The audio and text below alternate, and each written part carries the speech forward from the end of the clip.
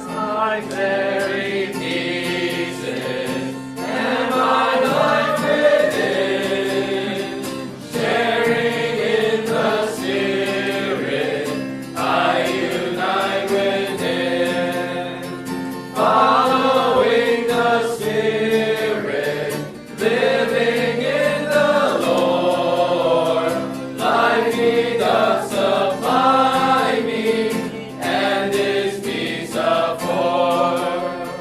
To the Lord belonging, bound I'll never be, for the law of life now sets me wholly free.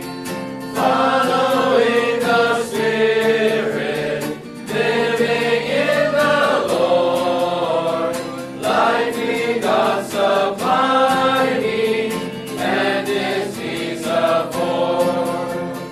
Minding flesh no longer, of the Spirit mind, self will never follow, but the Spirit's mine. Following the Spirit, living in the Lord, life